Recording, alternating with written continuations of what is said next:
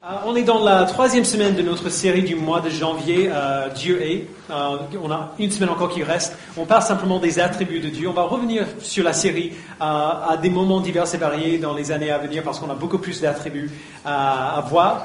Vous avez été patients parce que jusqu'ici, et là c'est la troisième semaine, jusqu'ici on n'a pas vraiment vu un attribut de Dieu, à vrai dire.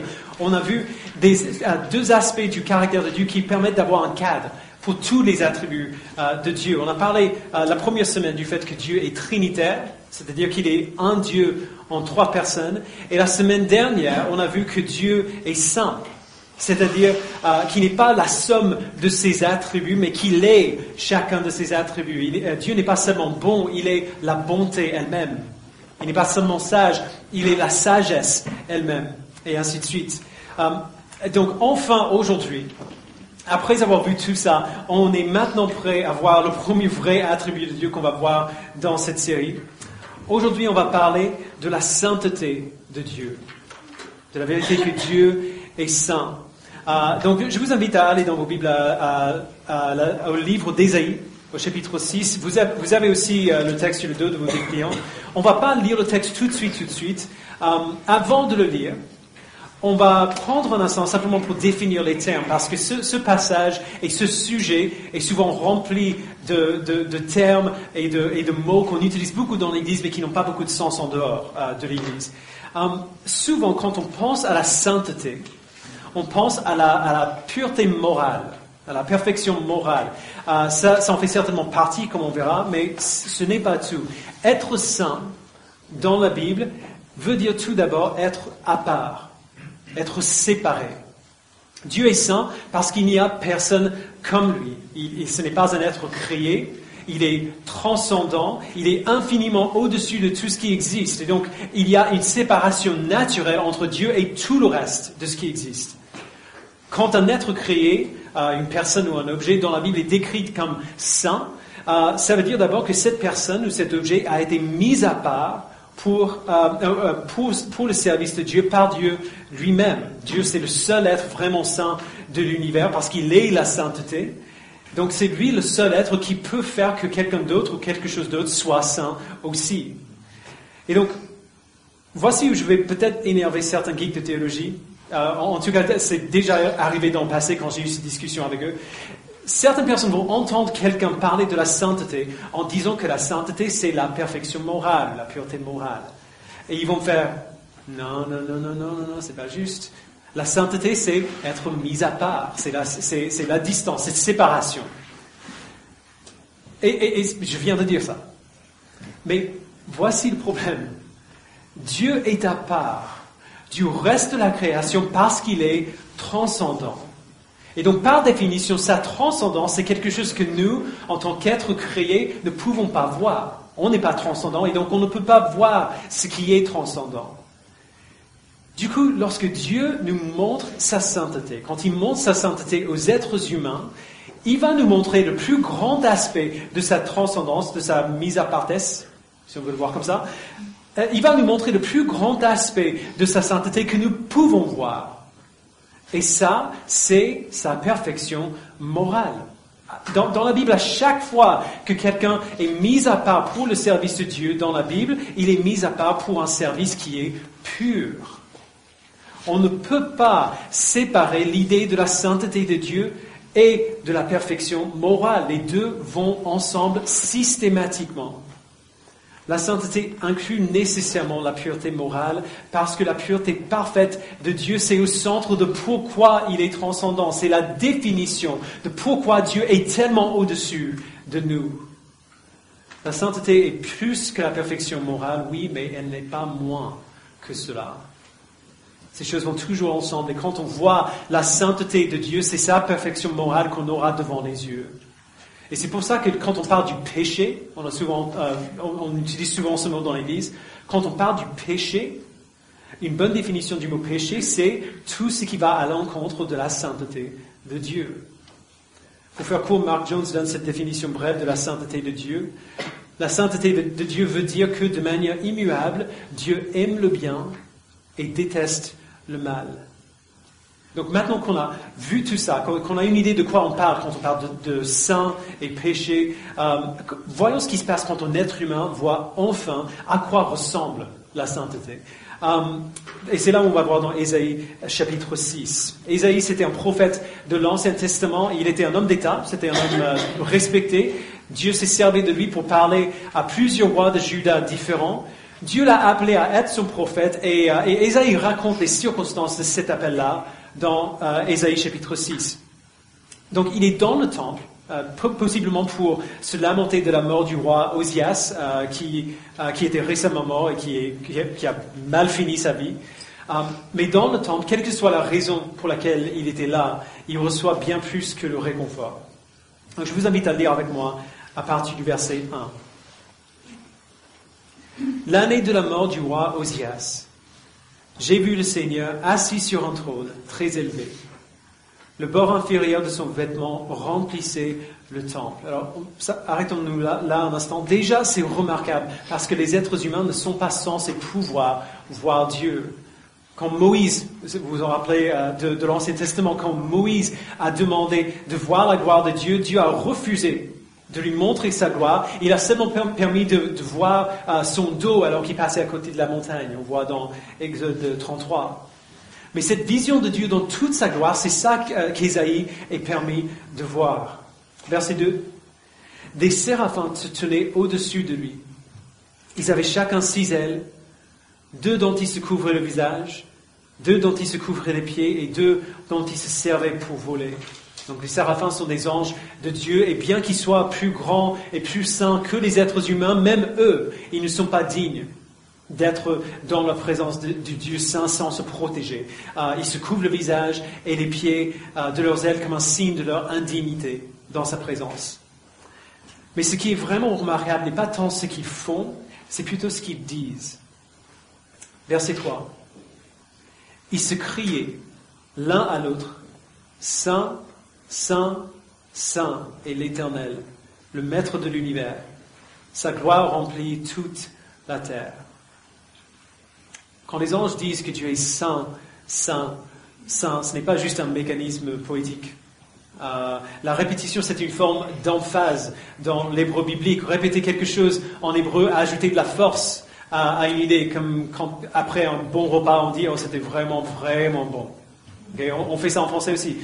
Il n'y a que quelques moments où la Bible accentue quelque chose au 3e degré, en le répétant 3 fois, et un seul attribut de Dieu qui est donné cette emphase élevée. La Bible ne dit jamais, par exemple, que Dieu est amour, amour, amour, ou qu'il est puissant, puissant, puissant. Le seul moment où la Bible fait ça avec un attribut de Dieu, c'est pour dire que Dieu est saint, saint, saint. La sainteté de Dieu, c'est ce qui définit sa transcendance. La sainteté de Dieu, c'est ce qui le sépare de tout le reste de manière plus suprême. Ce n'est pas juste sa puissance, ce n'est pas juste sa sagesse, sa sainteté. C'est le caractéristique de Dieu, l'attribut de Dieu qui est le plus loin de nous. En disant que Dieu est saint, saint, saint, la Bible dit que Dieu est suprêmement saint, infiniment saint, parfaitement saint. La sainteté, c'est le fondement de qui Dieu est. Et la sainteté de Dieu est tellement féroce et tellement pure que le temple, à ce moment-là, et puis Ésaïe lui-même, sont totalement bouleversés par elle. Verset 4. Les montants des portes se sont mis à trembler à cause de la voix qui retentissait et le temple a été rempli de fumée. Alors j'ai dit, malheur à moi. Je suis perdu car je suis un homme aux lèvres impures. J'habite au milieu d'un peuple aux lèvres impures. Et mes yeux ont vu le roi, l'Éternel, le Maître de l'univers. Ce qu'Ésaïe dit est extraordinaire. Il dit « malheur à moi ». Ce terme, c'est ce qu'on appelle un oracle. Une annonce de la part de Dieu qui pouvait être négative ou positive. On voit des exemples des oracles positifs dans le Nouveau Testament assez souvent. Par exemple, dans les béatitudes que Jésus donne dans Matthieu 5, les oracles positifs commencent généralement par le mot « heureux ». On se rappelle de la première fois où Jésus le fait dans Matthieu 5, verset 3. « Heureux ceux qui reconnaissent leur pauvreté spirituelle, car le royaume des cieux leur appartient. » Okay? Les oracles négatifs commencent généralement par le mot malheur, comme Jésus qui parle aux pharisiens dans Matthieu 23, verset 13, il dit « Malheur à vous, spécialistes de la loi et pharisiens hypocrites ». Quand Jésus dit « Malheur à vous », à ces hommes-là, il prononce un jugement contre eux, comme on voit par la suite. Et donc, il est incroyable, étant donné la portée de cette phrase-là, que Ésaïe dise « Malheur à moi ». Essentiellement, ce que Jésus faisait aux pharisiens, Ésaïe dit à lui-même. Ce que Jésus prononçait au sujet des pharisiens, Ésaïe prononce à son propre sujet. Alors pour comprendre pourquoi il dit ça, tous les vrais chrétiens ont fait cette expérience d'être convaincus de leur péché. Okay? Si on a la foi en Christ et on a été convertis par son esprit, nous avons fait cette expérience où le Saint-Esprit nous fait naître de nouveau, il nous rend conscients de notre péché et de notre besoin d'un sauveur. Donc on sait ce que c'est que ce sentiment de je suis loin de là où je devrais être. Mais notre conviction du péché a lieu progressivement. Okay? Dieu nous rend conscients du péché dans nos vies, il nous aide à mettre à mort ce péché par l'esprit, et au fur et à mesure qu'on avance dans l'âge, avec le temps, on voit d'autres domaines de péché dans nos vies qui ont aussi besoin d'être mis à mort, et on est en train de mettre à mort le péché dans tous ces domaines, toutes nos vies, et ça grandit avec le temps. Avec le temps, on voit de plus en plus de domaines où on a besoin de son aide. Une partie fondamentale de cette conviction de péché, c'est une vision croissante de la sainteté de Dieu. Plus on réalise combien Dieu est saint, et plus on réalise combien nous sommes pécheurs par rapport à lui, et nous voulons grandir pour être comme lui. Alors réfléchissez un petit peu à ces moments dans vos vies où Dieu a fait ça en vous. Lorsqu'il nous rend conscients des aspects de sa sainteté qu'on ne voyait pas avant, et quand il nous convainc des domaines de péché dans nos vies qu'on ne voyait pas avant, c'est absolument toujours une expérience douloureuse. Ça ne fait pas du bien que Dieu mette le doigt sur un domaine de notre vie où on n'est pas en lien avec lui et qu'on doit changer. Ça fait mal. Imaginez donc ce que Ésaïe doit ressentir ici. Seulement Ésaïe, dans toute l'Écriture, voit son péché et la sainteté de Dieu tout d'un coup. Il est dans le temple, il voit la sainteté parfaite du Dieu vivant, d'un seul coup, devant les yeux. Et par extension, il se voit comparé à cette sainteté-là, et il voit à quel point il est loin. Il dit, mes yeux ont vu le roi, l'Éternel, le maître de l'univers. Vous voyez, par rapport à d'autres personnes qui ont vécu en même temps qu'Ésaïe connaissait, il est très possible, probable même, que son péché semblait petit comparé au péché d'autres personnes. Mais là, pour le coup, maintenant que ses yeux ont vu le roi, il ne se compare plus aux autres personnes pour évaluer son péché. Maintenant, il est obligé de se comparer à Dieu. Et le résultat, c'est dévastateur. Il est absolument et totalement brisé sous le poids de son péché. Mais Dieu ne lui permet pas de rester dans cet état horrible très longtemps. Verset 6. Cependant, l'un des séraphins a volé vers moi, tenant une braise qu'il avait prise sur l'autel à l'aide des pincettes. Il a touché ma bouche avec elle et a dit, « Puisque ceci a touché tes lèvres, ta faute est enlevée et ton péché est expié. » On n'a pas le temps de voir le symbolisme de tout ça, mais ce qui se passe ici, c'est un acte de purification. Dieu ne dit pas à Ésaïe, non, mais t'inquiète pas, garde ton malheur à moi. T'es pas si mauvais que ça quand même. Dieu affirme qu'Ésaïe est un pécheur. Il affirme que quand il dit malheur à moi, il a raison de le dire. Et puis, il vient vers lui et il lui enlève ce péché qui pesait tellement lourdement sur lui. Il vient vers lui et il le purifie du péché qui l'écartait de lui. C'est un acte qui est douloureux. L'ange lui touche les lèvres d'une braise quand même, ça fait mal. Et c'est normal que c'est quelque chose de douloureux. La repentance, c'est-à-dire reconnaître son péché et se détourner de son péché, surtout si on l'a déjà fait 1000 fois avant, ça fait toujours mal. La repentance n'est jamais une expérience qui fait plaisir. Mais la repentance est toujours, absolument toujours, constructive et bénéfique. Et Ésaïe n'est pas rejeté de la présence de Dieu pour son péché. Il est déclaré pécheur, et puis son péché lui est enlevé. Alors, si vous commencez à vous endormir un petit peu ici, c'est après le déjeuner, 15 heures, on est fatigué, il faut vous réveiller. Parce qu'il y a un problème avec la manière dont on lit souvent ce texte, ou des textes comme celui-ci.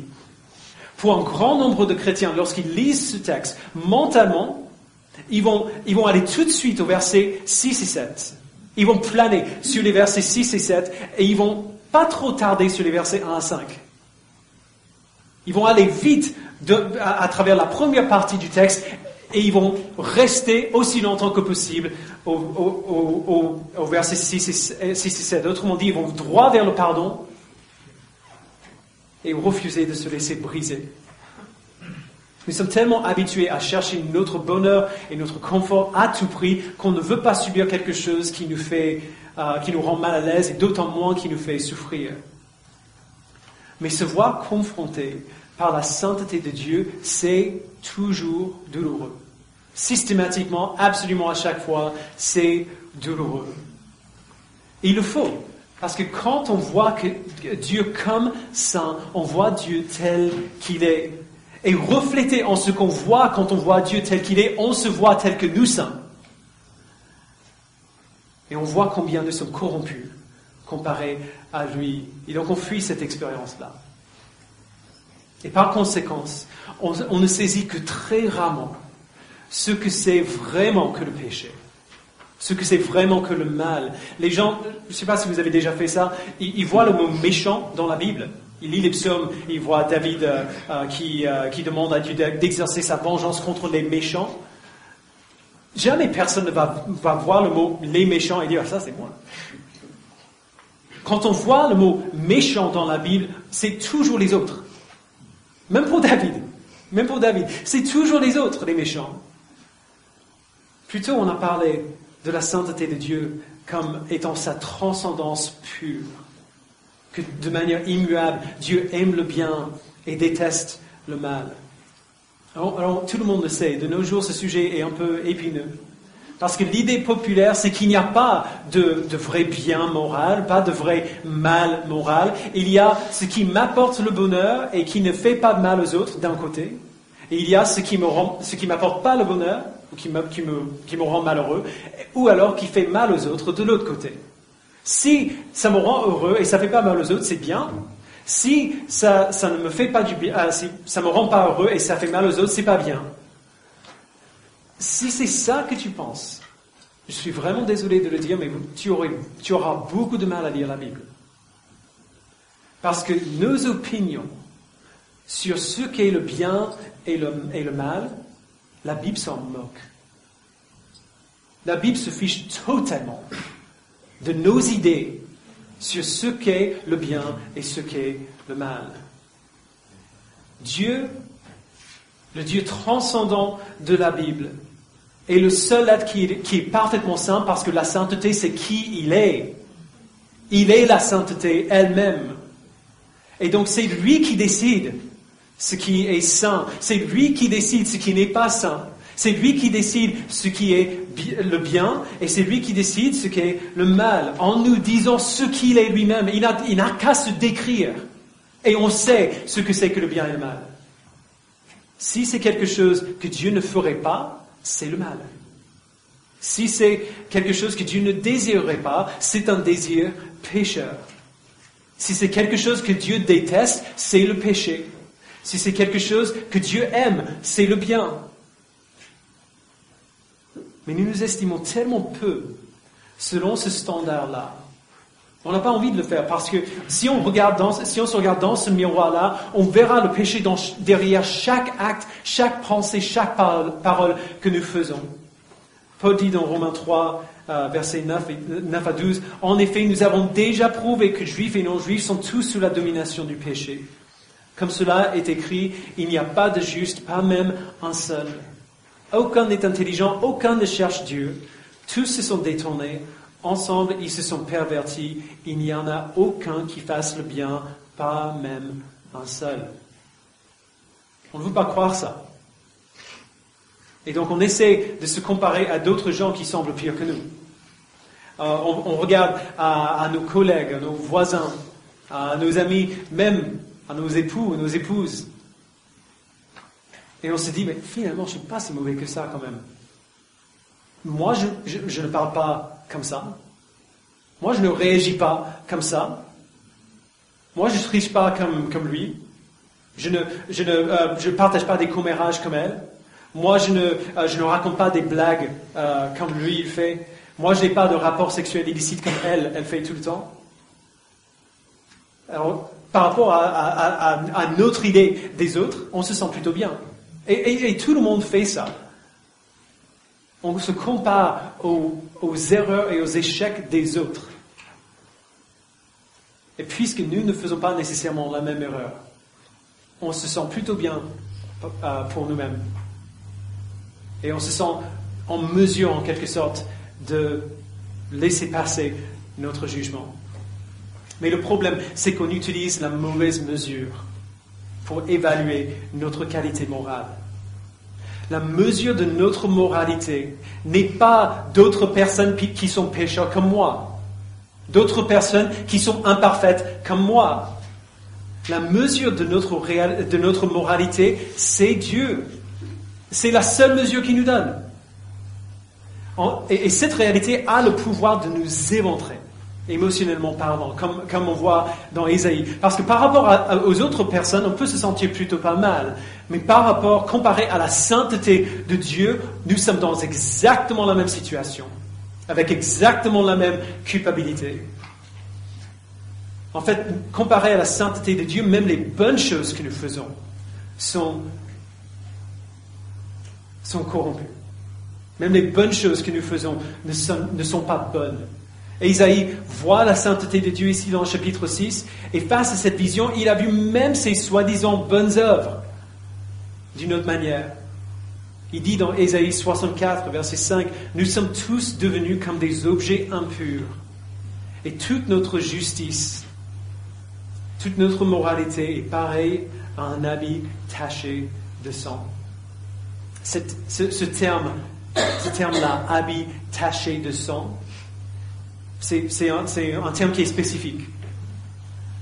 Il fait référence à un drap dont on se servait pour nettoyer les sangs des règles, ou alors des plaies dans l'épreuve. C'est un truc qu'on ne toucherait jamais si on en trouvait par terre. À côté de la sainteté de Dieu, même nos bonnes œuvres sont dégoûtantes. Elles sont peut-être bonnes par rapport à notre vie, à ce que ça fait pour les autres, mais par rapport à la sainteté de Dieu, elles sont dégoûtantes. Tous tachés de péché. Voici l'idée, comparée aux pires actes, aux pires individus de l'histoire humaine. Pensez à des Staline, les Mao, les Hitler du monde et de l'histoire. Comparé à Hitler, la plupart d'entre nous, je pense, se sentent plutôt bien par rapport à nous-mêmes. Et je serais même prêt à affirmer, avec un certain niveau de certitude, qu'il n'y a personne dans cette pièce qui est aussi mauvais que lui. J'espère. Mais il faut bien comprendre que nous sommes plus proches en qualité morale à ces hommes-là qu'à Dieu. En termes de notre moralité, en termes de notre pureté morale, nous sommes beaucoup plus proches de Hitler que de Dieu. La sainteté de Dieu est tellement au-dessus de nous que nous ne pouvons pas l'imaginer. Sa sainteté est tellement au-dessus de la nôtre. Même nos pires actes, les actes les plus éthiques, les plus justes, sont tachés de corruption. On n'imagine pas ce que c'est que la sainteté de Dieu, et du coup, on ne peut pas voir cette sainteté-là, ni répondre à cette sainteté-là. Et c'est un problème pour nous, parce que si on ne voit pas la sainteté de Dieu, et si on ne peut pas répondre à la sainteté de Dieu, si on ne le voit pas tel qu'il est, et nous, tel que nous sommes, on ne peut jamais espérer changer. On ne peut jamais espérer progresser dans la ressemblance à Dieu. On tourne en rond sans raison. Et c'est justement pour cela qu'il est incroyable que dans Ésaïe 6, alors qu'il n'y a aucune raison pour justifier la purification du péché d'Ésaïe, Dieu se prend sur lui-même pour venir et pour le purifier. Exactement comme il a fait avec Jésus-Christ. Dieu nous a donné Jésus pour que nous puissions enfin voir et répondre à sa sainteté. Paul dit dans Colossiens chapitre 1, verset 15, que Jésus, c'est l'image du Dieu invisible. Si nous voulons voir ce à quoi Dieu ressemble, on peut le faire maintenant. Parce qu'on a Jésus. Jésus est l'image parfaite de la sainteté de Dieu. Jésus est une image vivante de la loi de Dieu qui est parfaitement accomplie, de ce à quoi ressemble une vie où chaque action et chaque désir et chaque pensée est en conformité parfaite au caractère de Dieu, parce qu'il est Dieu. Nous avons parfois du mal à imaginer ce à quoi ça ressemble concrètement de poursuivre la sainteté. À quoi est-ce que ça ressemble d'être comme Dieu, vivre comme Dieu, de ressentir comme Dieu, de réagir comme Dieu? Eh bien, ça ressemble à Jésus. C'est assez simple. À chaque fois qu'on lit les évangiles et qu'on voit Jésus faire quelque chose ou dire quelque chose qui nous surprend, qu'on trouve, c'est étonnant. Encore plus surprenant, c'est la réalisation que cette chose-là, cette chose choquante était exactement la bonne chose à faire à ce moment. Quand Jésus a retourné les tables dans le temple, dans sa colère, c'était la bonne chose à faire. Quand Jésus a proclamé sa haine contre l'hypocrisie des pharisiens, c'était la bonne chose à détester.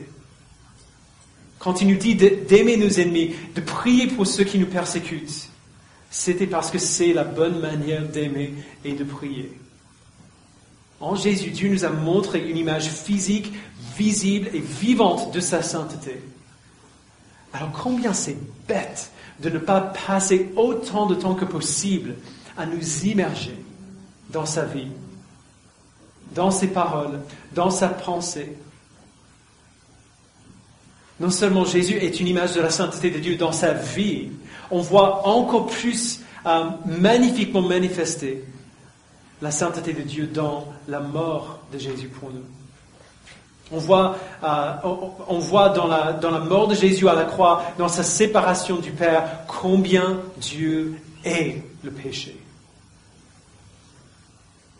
Si vous êtes déjà demandé combien votre péché est affreux, si c'est vraiment aussi grave que ça, vous n'avez pas à chercher plus loin que la croix.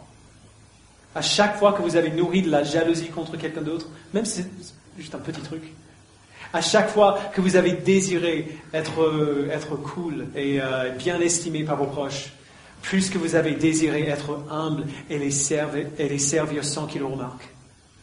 À chaque fois que vous avez aimé votre propre confort et votre propre plaisir, plus que ce que Dieu vous appelle à aimer, Dieu a tellement détesté ce péché-là qu'il a déversé toute sa colère infinie sur Jésus à la croix.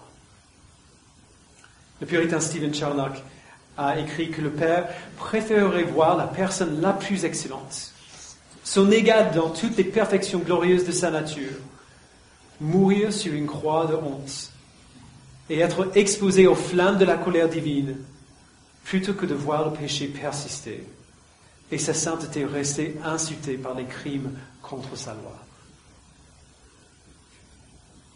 La mesure du mal en nous n'est pas le péché des autres. La mesure du mal en nous, c'est tout ce que Jésus a souffert pour que nous n'ayons pas à le souffrir. Si on veut savoir combien le mal en nous est détestable, on regarde la mort de Jésus. On regarde à ses souffrances. On regarde à ses plaies, à sa chair déchirée, à son sang versé. C'est à ce point que Dieu déteste même le plus petit des péchés. Mais tout comme Dieu n'a pas laissé Ésaïe rester brisé par sa vision de la sainteté, mais l'a plutôt purifié de son péché, il ne nous laisse pas non plus simplement nous culpabiliser sans cesse pour tout ce que Jésus a subi pour nous. On voit la sainteté de Dieu dans la vie de Jésus, on la voit dans la mort de Jésus et on la voit dans la résurrection de Jésus par la suite. La résurrection de Jésus, c'est la preuve que la sainteté de Dieu a été satisfaite par sa mort. Mark Jones écrit « Pourquoi Dieu est-il devenu homme ? Afin de mourir du sang versé pour les pécheurs, pour satisfaire la justice de sa sainteté divine. » Tout ce qu'il y a en nous qui va à l'encontre du caractère de Dieu, Dieu l'a tué à la croix avec Jésus.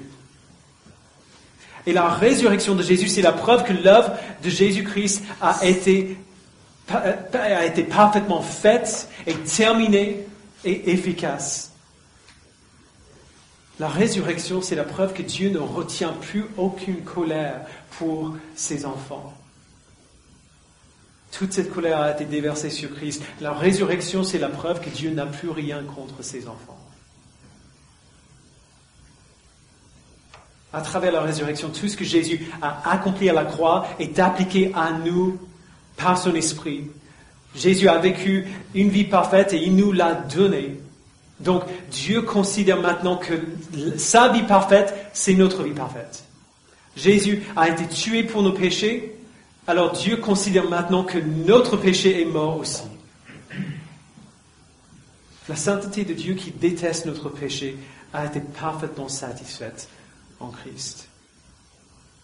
Alors assez souvent quand on pense à la sainteté de Jésus, on va s'arrêter là. Mais on voit aussi la sainteté de Jésus, la sainteté de Dieu à l'œuvre à travers Jésus-Christ dans la mission que Jésus nous a donnée. On se souvient de la vision d'Ésaïe dans Ésaïe 6 qu'on a lu. Il voit la sainteté de Dieu et il est totalement brisé par cela. Dieu le purifie de son péché. Et puis au verset 8, Dieu fait un pas de plus. Verset 8, j'ai entendu le Seigneur dire, qui vais-je envoyer et qui va marcher pour nous? J'ai répondu, me voici, envoie-moi. Une phrase assez osée de la part d'Ésaïe après tout ce qu'il vient de vivre. Ce qui se passe à Ésaïe, c'est une image frappante de la manière dont Dieu fait toujours les choses. Il apparaît à Ésaïe, celui-ci est terrifié dans la présence de la sainteté. Dieu le pardonne, il le purifie de son péché et après, il envoie. Il appelle Ésaïe à une mission. Et c'est ce qui se passe toujours. Quand on voit la sainteté de Jésus sur la montagne, quand il est transfiguré devant ses disciples, on est bouleversé et effrayé à la gloire de sa sainteté. Quand Jésus va à la croix et il souffre pour nos péchés, ces péchés nous sont enlevés. Quand il émerge vivant et glorifié du tombeau 3 jours plus tard, on voit la preuve que sa vie parfaite nous a été donnée et avant de retourner au Père, Jésus nous donne une mission. Le texte qu'on connaît tellement bien, Matthieu 28, verset 18. Jésus dit, tout pouvoir m'a été donné dans le ciel et sur la terre. Allez donc, faites de toutes les nations des disciples. Baptisez-les au nom du Père, du Fils et du Saint-Esprit et enseignez-leur à mettre en pratique tout ce que je vous ai prescrit. C'est toujours frappant pour moi de voir combien d'énergie mentale on donne au verset 19. Allez donc, faites de toutes les nations des disciples, baptisez-les au nom du Père, du Fils et du Saint-Esprit. Et combien nous prêtons peu d'attention au verset 20. Enseignez-leur à mettre en pratique tout ce que je vous ai prescrit. Tout enseignant ou tout prof peut vous dire que si tu ne sais pas faire quelque chose, si tu ne pratiques pas quelque chose régulièrement, tu peux peut-être l'enseigner en théorie. Tu peux donner la version théorique de comment ça marche. Tu peux enseigner une idée de quelque chose. Mais que les meilleurs enseignants, les seuls enseignants qui sont vraiment efficaces, sont ceux qui savent faire ce qu'ils enseignent. Ceux qui comprennent et pratiquent ceux qui communiquent aux autres. Christ nous a donné cette mission. Pas seulement de faire de toutes les nations des disciples, pas seulement de les baptiser, mais de leur enseigner à obéir à ses commandements. Et j'espère que vous voyez ce que ça veut dire. Ça veut dire que Jésus présume que nous serons en train d'obéir à ses commandements. Jésus prend comme une évidence l'obéissance de ses disciples. Il le prend comme un fait accompli. Alors on aura besoin d'aide, c'est pour ça qu'il lui donne l'esprit, mais on le fera. Alors ça va être dur. Ça va être dur d'obéir au commandement de Jésus, de manière à ce que nous puissions enseigner aux autres à faire de même. Ça va être dur d'abord parce que la sainteté n'est pas cool, dans le sens moderne du terme, un des plus grands obstacles à la sainteté, surtout pour les chrétiens dans notre contexte qui sont jeunes, les chrétiens dans le contexte urbain, un des plus grands obstacles à la sainteté, c'est le simple désir d'être aimé et admiré, d'être vu comme cool. Le désir d'être estimé, d'être celui ou celle qui fait rire tout le monde, d'être intelligent, d'être vu comme intelligent, de connaître sa théologie.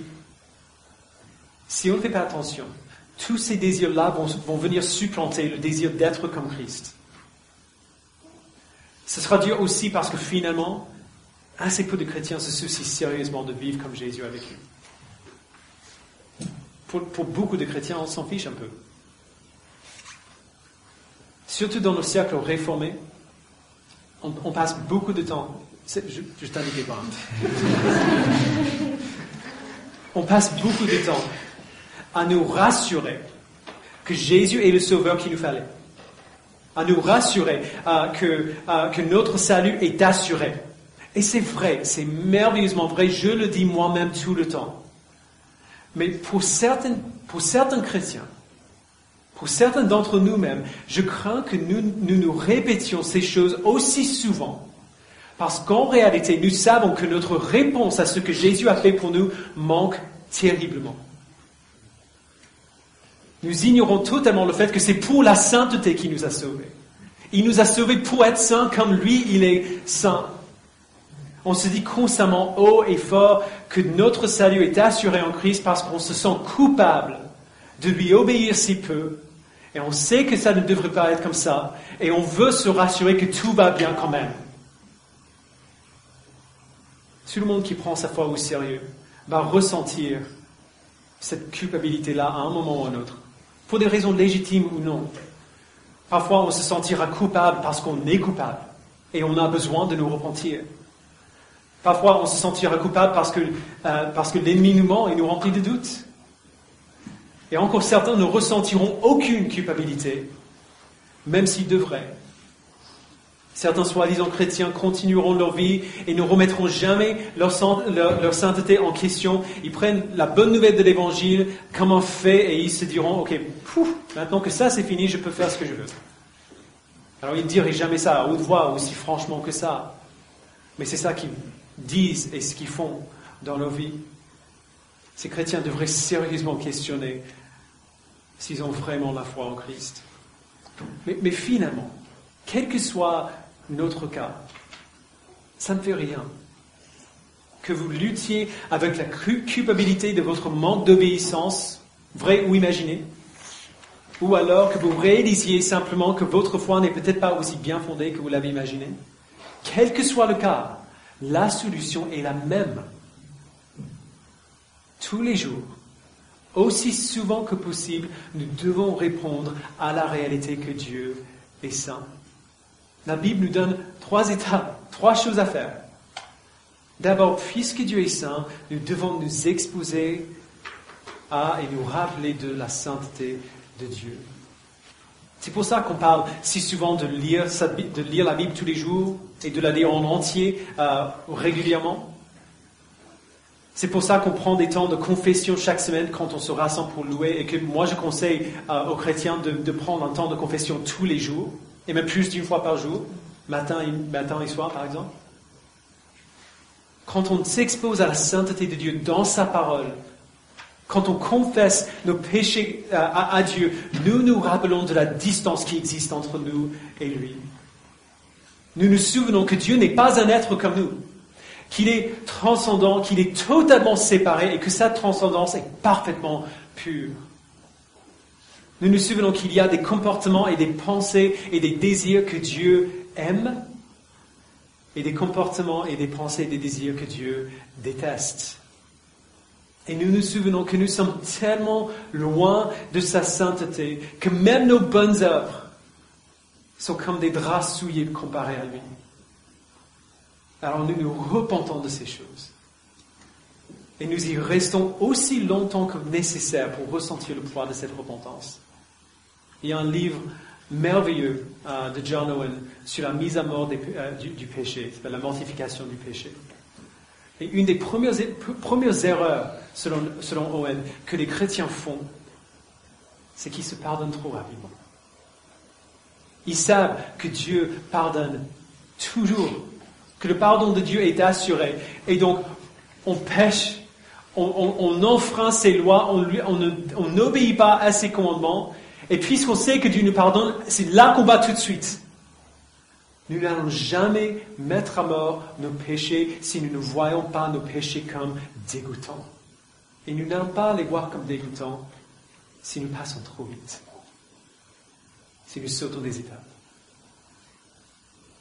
Lorsque nous nous exposons à la sainteté de Dieu, nous nous souvenons que nous sommes tellement loin de sa sainteté, que même les meilleures choses qu'on a faites sont comme des draps souillés devant nous. Alors nous nous reposons de ces choses, nous y restons aussi longtemps que nécessaire pour ressentir le poids de cette repentance. On se place encore une fois entre les mains de sa miséricorde, comme Ésaïe qui dit « Malheur à moi », autrement dit « Seigneur, anéantis-moi quand tu veux ».